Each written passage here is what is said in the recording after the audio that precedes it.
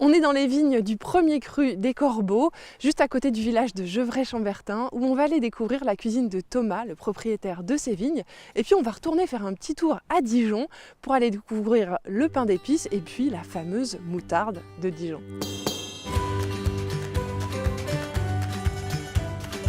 Je m'appelle Charlotte et je trouve qu'on vit dans un pays formidable. Les terroirs, la gastronomie, les paysages. Mais ce que j'aime le plus, sans doute, c'est les rencontres. Si comme moi, vous êtes convaincus que les plus belles découvertes se font souvent au bout de la rue, alors nous sommes faits pour nous entendre.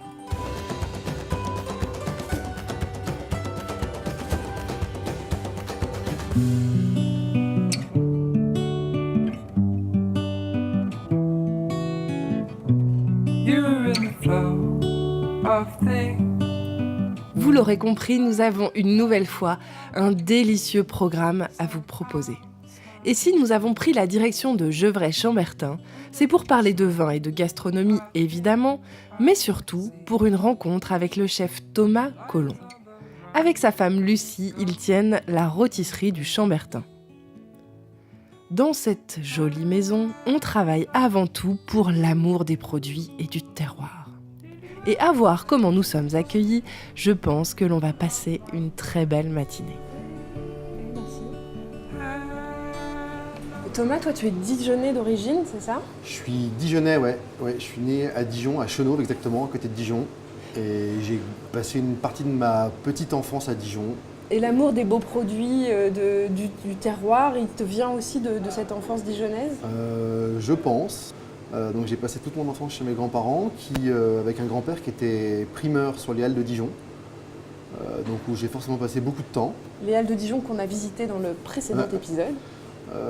Mes grands-parents étaient les premiers grossistes en poisson à Dijon. Donc on avait la chance de manger du poisson frais toutes les semaines. Donc ça vient de ça. Puis les grands-parents paternels, ça c'était paternels. Les maternels, eux, étaient aussi avec un gros jardin. Donc on avait les légumes frais tout le temps. Et ton premier restaurant, il est à Dijon en fait?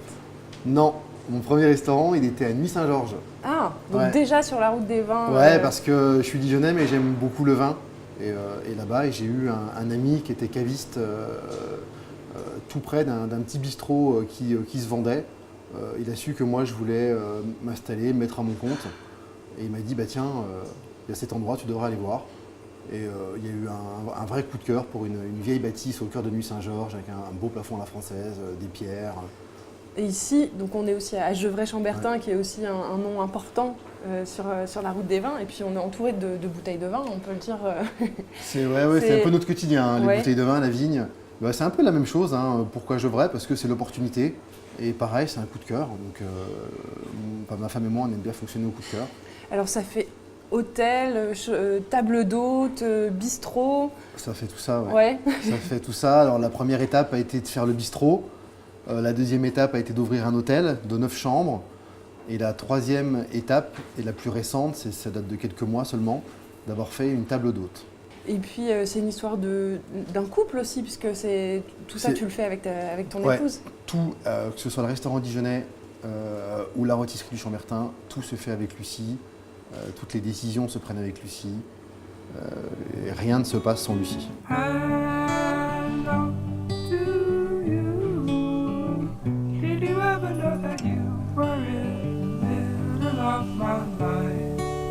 Lucie, ici, tu t'occupes de quoi précisément?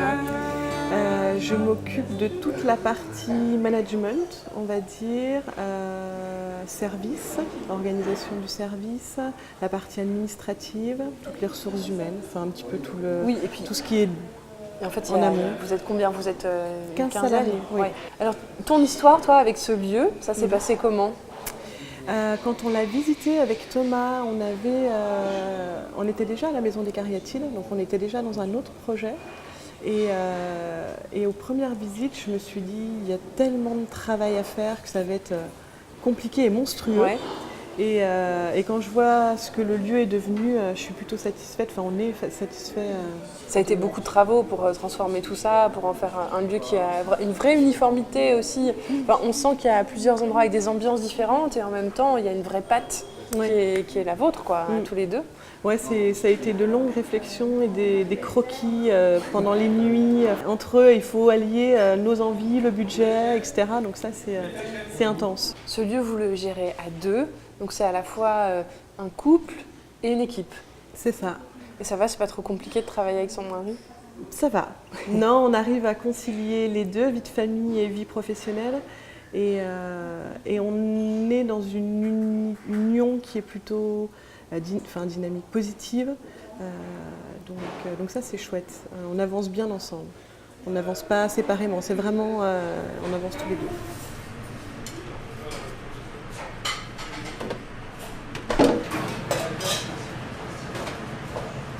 Maxime, t'as des cornichons vers toi? Thomas, il est 11h, ça s'active déjà beaucoup en cuisine. Qu'est-ce qui se passe autour de nous? Eh ben, les préparations pour le service de midi. Ouais. Donc c'est un peu le rituel de tous les matins, hein. Tout le monde arrive à 9h, on boit un petit café tous ensemble. Donc ouais, il y a pas mal de monde et tout le monde s'active. Et au menu ce midi par exemple, il y a quoi? Olivier est en train de préparer un navarin d'agneau. Ouais. Il y a de la joue de bœuf confite au vin rouge. Nicolas est au fond en train de préparer des pigeons de Monsieur Picard. Voilà, derrière les préparations froides. Donc là-bas ils sont plutôt dans des légumes, les salades, préparation de jambon persillé, etc., etc. Parce qu'on fait tout, donc ça demande beaucoup de travail. Comment tu sélectionnes les gens avec qui tu travailles, les produits? Qu'est-ce qui motive tes choix? Souvent l'humain déjà avant tout. Ouais. Des fois c'est un éleveur de légumes qui me présente un éleveur de pigeons parce qu'eux sont en relation et puis après puis c'est l'affinité aussi beaucoup quoi. Les recettes que tu proposes ici, comment tu les imagines? Instinctivement. Ouais. Il n'y a pas de recette, il n'y a pas de fiche technique. Donc l'instinct c'est quoi? C'est les produits, la saison. Tiens, je ferais bien ça avec ça. Ouais, donc c'est la vie du terroir qui détermine un peu ce qu'on trouve un aussi petit peu, ici. ouais. Quelle est la différence entre ce qu'on mange dans la table d'hôte et au bistrot? La table d'hôte, ça sera entre guillemets un restaurant gastronomique. Ouais. Donc on va peut-être privilégier entre guillemets les parties les plus nobles de l'animal, par exemple le porcelet, on va privilégier les carrés, les côtes, et après peut-être les parties entre guillemets, je dis entre moins nobles parce que pour moi un pied de cochon c'est tout aussi noble qu'une belle côte un peu moins grasse. Le nom originel ici c'était la rôtisserie. Ça existe toujours cette La partie rôtisserie existe toujours bien sûr, mais c'est dans les caves. Donc c'est ici. C'est magnifique. Le nom que porte la maison, c'est ça. C'est cette rôtisserie. La rôtisserie du Chambertin, il y a une histoire dans cette maison qui se ressent moins en haut. L'histoire de la maison, elle est ici. Pourquoi? Parce que le nom que porte la maison, c'est ça, c'est la rôtisserie du Chambertin. C'est un ancien restaurant créé dans les années 70, début 70. Et puis ces caves, elles sont incroyables. En fait, c'est le coup de cœur pour le lieu, ça vient de. Tout à l'heure, on parlait de coup de cœur. Ouais. Le coup de cœur, il est beaucoup dans ces caves parce que déjà avoir son propre restaurant, c'est une chance, mais en plus pouvoir jouir de caves hallucinantes comme celle-là, c'était effectivement le coup de cœur. Et les caves, tu les utilises comment aujourd'hui? On l'utilise déjà ici, on anime des soirées, donc on fait le feu. Demain soir, on a une soirée qu'on appelle Vigneron Cochon. Donc 5 vignerons viennent faire déguster des vins. Nos convives prennent l'apéritif en dégustant les vins. Nous, on prépare la cochonaille maison, qu'on fait griller souvent sur la braise. Alors on fait du boudin, on fait le pâté de tête, on fait le saucisson, on fait les saucissons chauds, etc., etc.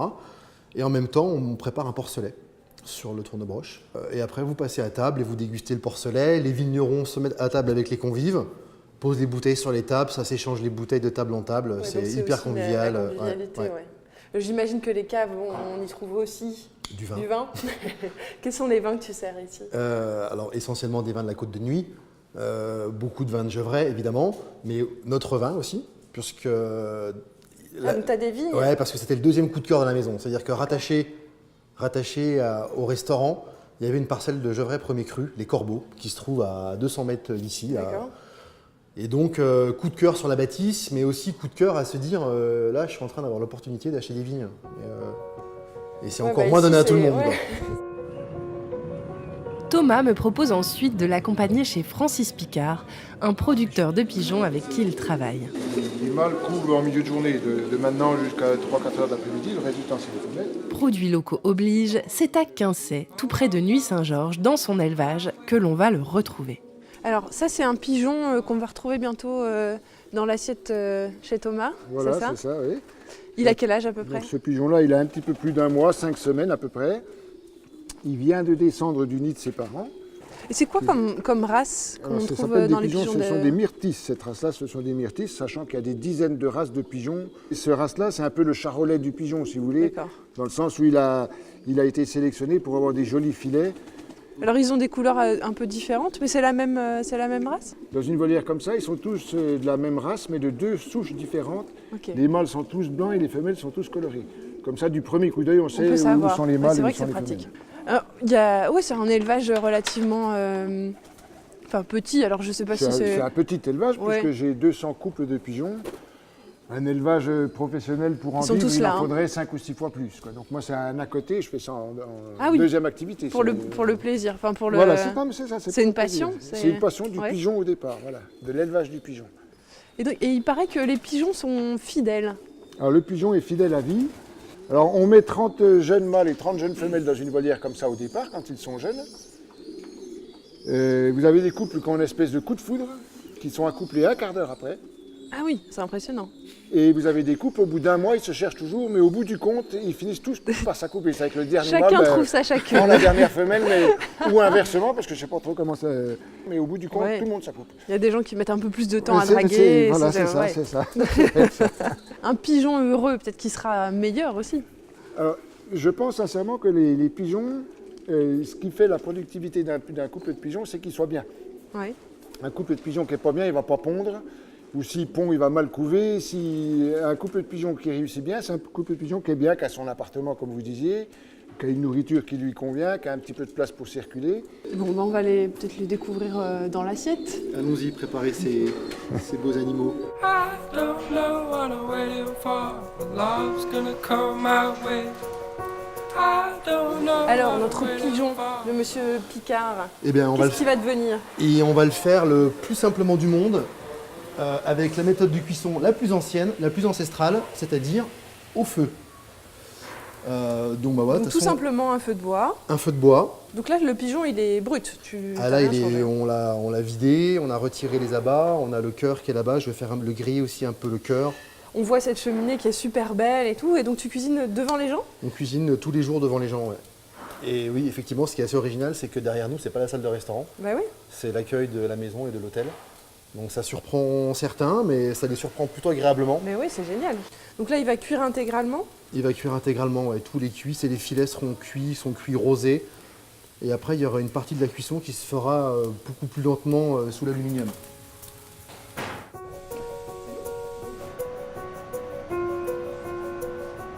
Thomas, si je résume, alors d'abord, on a cuit sur la cheminée le pigeonneau, mais on l'a laissé reposer. Oui, étape fondamentale de la cuisson. On l'agresse un petit peu avec Ouais. une chaleur très forte. Et ensuite, on l'a mis donc dans ce plat avec un aluminium et sous la lampe. La lampe qui est quand même, tu vois, qui Ouais, donne qui est quand même de la chaude. chaleur, donc qui est une chaleur très douce. Ok, et ça c'est valable pour, On fait ça pour tout, pour toutes les viandes. toutes les viandes, même les D'accord. poissons. Ah ok. Ouais. Les blettes, donc on les a blanchies. Les blettes blanchies dans de l'eau salée, terme culinaire à l'anglaise. Ensuite, snackées. elles ont été snackées à la plancha. Pigeon. Et un petit peu de jus de pigeon pour les laquer, qu'elles prennent un petit peu le goût du pigeon et puis qu'elles aient aussi un aspect visuel, d'une brillance qui est quand même plus agréable. Et donc qu'est-ce qu'on retrouve ici? Alors là, on a des jus, donc ça, c'est des jus avec les baies. Donc là, on a des baies de cassis, des baies de genièvre. Ils sont broyés, c'est qui ça? sont hachés, ouais. Donc on a vraiment 2 petits fruits qui sont de la région, 2 fruits noirs. Et donc avec les gésiers. Et là, c'est pareil, on a les cœurs, parce que j'ai à cœur, justement, de tout manger sur l'animal. Du coup là on dresse. On va faire un dressage qui va être très simple. Donc on va mettre une blette dans l'assiette.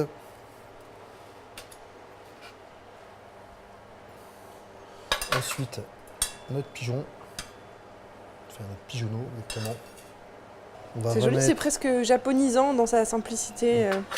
On essaye d'avoir une cuisine très épurée, très simple.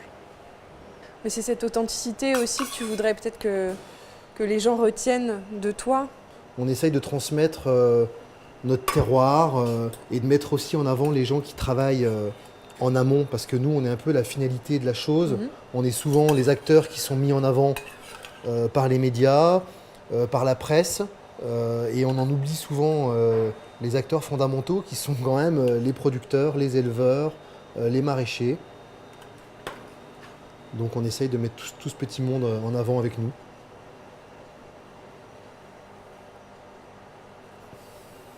Alors, notre moment préféré quand même dans l'émission, on va goûter. Allons-y. On commence par, allez, le pigeon, cette partie-là. Ouais, les pigeons de Monsieur Picard, ils ont une tendreté qui est assez extraordinaire. C'est pas fort du tout. Certains n'aiment pas le pigeon parce que souvent c'est on très trouve ça un doux. peu fort. Ouais. Les siens sont pas forts du tout. Ils sont tendres. C'est juste incroyable comme ils sont tendres. Les blettes, c'est pareil. Avec le jus de pigeon, ça... Et là, elles sont faites le plus simplement du monde. Blanchies, grillées. Et c'est un goût extraordinaire. J'aime beaucoup les abats parce qu'il faut tout travailler sur un animal. Moi, je pense qu'il faut tout travailler. L'animal, on l'a tué pour notre plaisir personnel et gustatif et d'hypocrite d'omnivore, carnivore, humain. Et je pense que l'animal, une bonne façon de lui rendre hommage, c'est de tout travailler. Donc ça se marie très bien avec le cassis, parce que là, je viens d'essayer avec une petite baie de cassis. Et les gésiers sont confits, génial. Le cœur est grillé à la cheminée. On optimise l'intégralité de l'animal. La carcasse qu'on a levée tout à l'heure, on fait le jus avec. Voilà.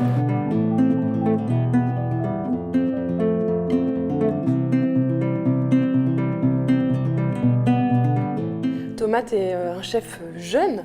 Tu as quel âge en fait? Non, j'ai 42 ans. Je suis plus. Bah si, quand même. Non. Mais ce que je veux dire, c'est que tu es encore plein de projets, Je suis j'imagine. peut-être jeune parce que j'aime cuisiner comme à mes débuts et qu'on a plein de projets et que du coup, effectivement, on a toujours les yeux qui pétillent de plein de choses et qu'on ne s'arrête jamais. C'est un peu comme Simon.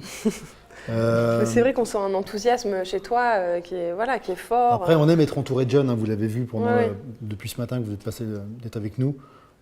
On aime être entouré de jeunes et former ces jeunes et leur transmettre nos idées, nos valeurs. Et dans l'avenir, tu t'imagines comment? Que ce soit ici ou à Dijon, c'est quoi les projets? Faire que nos maisons soient vivantes, avant tout. Et faire que essayer de régaler les gens, essayer de prendre du plaisir avec nos clients. Mais en tout cas, on sent ici vraiment qu'il y a de la vie, on se sent bien ici. Et merci beaucoup de nous avoir accueillis pour cette émission. On a été vraiment très très heureux d'être là et on s'est régalé, on peut le dire. Merci à vous d'être venus nous rendre visite.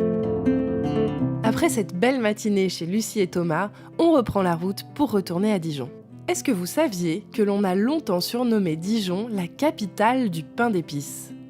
De ce passé gourmand, il ne reste qu'une seule fabrique de pain d'épices, et ici, tout se fait encore artisanalement avec les recettes traditionnelles.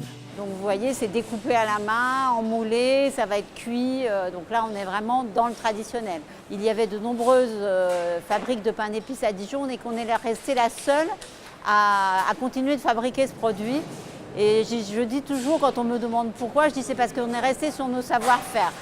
On a été labellisé entreprise du patrimoine vivant, c'est-à-dire le patrimoine, le savoir-faire, mais aussi aller de l'avant en innovant, en développant de nouveaux produits et puis en s'adaptant aux nouvelles tendances de consommation vers des plus petits produits et même de nouveaux goûts. Et cette histoire familiale s'affiche dans un musée construit à l'intérieur même de la fabrique. Je retrouve Catherine Petitjean pour la visite. On est face au mur des épices, c'est ça? Tout à fait. Alors là, on a tout un ensemble d'épices qu'on peut utiliser dans le pain d'épices, sachant qu'à Dijon, l'épice utilisée est l'anis. Voilà, d'accord, l'essence. Ok. Et donc à Dijon, en fait, la tradition du pain d'épices, elle remonte à longtemps, ce qu'on ne sait pas forcément en fait. Alors le pain d'épices à Dijon a été introduit par Marguerite de Flandre, l'épouse de Philippe le Hardy. Elle a introduit un produit qui s'appelait le boichet à la cour des ducs de Bourgogne. Et on trouve la trace de ce boichet dans les menus de l'époque. Et fin du 18e, début du 19e, de nombreux pains d'épiciers se sont installés à Dijon. Et Dijon est devenue la capitale du pain d'épices. C'est fou, Dijon est la capitale de plein de choses en fait. Oui. Alors l'entreprise Mulot et Petitjean, elle s'est installée il y a très très longtemps en fait. Oui, alors Barnabé Boitier s'est installé pain d'épicier à Dijon. Mais c'est là qu'est la boutique C'est là traditionnelle qu'est la aussi, c'est boutique ça? traditionnelle, donc le pain d'épices se faisait dans les caves. Hein. Et puis en 1912, Auguste Petitjean, qui était mon arrière-grand-père, a fait construire ce site de production où nous sommes toujours installés aujourd'hui. C'est à la fois sucré et puis c'est devenu à la mode aussi pour la cuisine salée. Dans les recettes, Ouais. voilà. C'est un produit dessert, mais c'est également un produit qu'on peut utiliser en cuisine. Bon, on connaît le foie gras, mais c'est très bon avec le fromage, c'est très bon avec le saumon. Et puis, j'aime beaucoup la nonnette et la mini-nonnette. Voilà. Ouais. Mais j'ai mes petites époques. Hein, Mais je ça dois dire que dépend. la nonnette, moi aussi, c'est parmi Voilà. mes préférés. Hein. Ouais, la nonnette, elle a un goût de revenez-y. Exactement. Elles sont là, c'est ça, hein, les nonnettes. Eh oui, alors on va déguster. Mais oui, alors ça c'est la nonnette, donc Voilà. c'est pain d'épices et fourré avec de la confiture, c'est ça, hein? Voilà, C'est définitivement viande d'orange. mon produit préféré. Très bon. Après la balade avec Marie-Christine dans les rues de Dijon dans le précédent épisode, puis Gevrey-Chambertin tout à l'heure et maintenant le pain d'épices, il y a une étape que l'on ne pouvait pas manquer en venant en Bourgogne. Vous avez deviné, la moutarde évidemment. Vous en mangez sûrement, mais est-ce que vous savez comment elle se confectionne ? Eh bien suivez-moi, je vous emmène dans cette boutique où on la fabrique encore de manière artisanale. Le meilleur moutardier au monde, c'est pas anodin s'il est ici. Alors on est avec toi Guillaume dans la maison Fallot Bonjour, Charlotte. à Dijon. Et d'abord, alors la moutarde de Dijon, la tradition de la moutarde à Dijon, d'où est-ce qu'elle vient ? Il y a toujours eu une tradition de moutardier autour des vignobles en France. Ouais. Parce que l'ancêtre du vinaigre, donc le verjus, jus de raisin vert, ne peut être produit que près des vignobles. C'est ce qui soulage la vigne avant la vendange proprement dite, pour que le reste des grappes puisse arriver à maturité et puis monter en sucre. Donc on enlève une partie des raisins avec lequel on obtient un verjus qui était l'ancêtre du vinaigre pour la fabrication de la D'accord. moutarde. Voilà pourquoi près de tous les vignobles, vous avez des moutardiers. Et les graines de moutarde, elles viennent d'où ? Est-ce qu'elles sont produites aussi dans la région ou... Le plus gros de la production française est bourguignonne. Bon, pour la fabrication de notre moutarde, c'est plutôt simple. Vous avez la graine qui est incorporée à l'intérieur de la meule. Y ajouter un mélange liquide. Donc la graine, c'est ce qui coule par là, c'est ça, hein ? Oui, par le gros tuyau. Par le petit coule un verjus, donc ce qu'on appelle verjus, nous, c'est un mélange liquide qui est composé de sel, eau, vinaigre et vin blanc. Le vin blanc, c'est dans ce cas de figure une appellation bourguignonne de prestige, puisque c'est un meursault. Donc c'est une moutarde au meursault au final. D'accord. Ce qu'on produit ici, c'est une moutarde en grains. Moutarde à l'ancienne aussi, on Moutarde dit, à l'ancienne, ouais. oui. C'est la première moutarde produite, puisque pour obtenir une moutarde de Dijon, type de Dijon, il faut tamiser toute une nuit la pâte pour retirer les résidus de graines. Mais d'ailleurs, la différence, du coup, il y a moutarde de Dijon, moutarde de Bourgogne. Ah. Donc la moutarde de Dijon, c'est un vrai procédé de fabrication si vous respectez le procédé de fabrication, vous obtenez partout dans le monde de la moutarde de Dijon. D'accord. Donc, C'est pas une appellation particulièrement protégée. C'est pas une appellation protégée. Après, notre moutarde de Dijon est fabriquée dans la région. Donc, on a de la graine, du verjus. Ensuite, c'est broyé avec des meules énormes. Le tout En est pierre. incorporé à l'intérieur de la meule que vous voyez ici. Et donc, ensuite, qu'est-ce qu'elle devient cette moutarde ? cette moutarde doit reposer une dizaine de jours avant commercialisation pour surtout perdre un petit peu du piquant.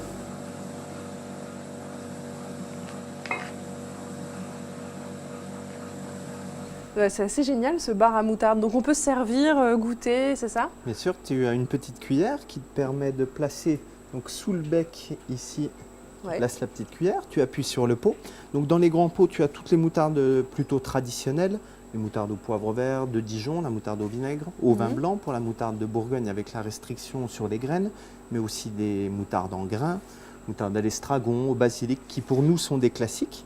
Et à côté de cette gamme plutôt classique, tu trouves la dernière sortie, la moutarde au crément de Bourgogne pour les fêtes, la moutarde au marc de Bourgogne, qui est l'alcool fort en Bourgogne, Ouais. miel figue, miel vinaigre balsamique, et yuzu, qui est l'agrume japonais dont tout le monde parle en ce moment.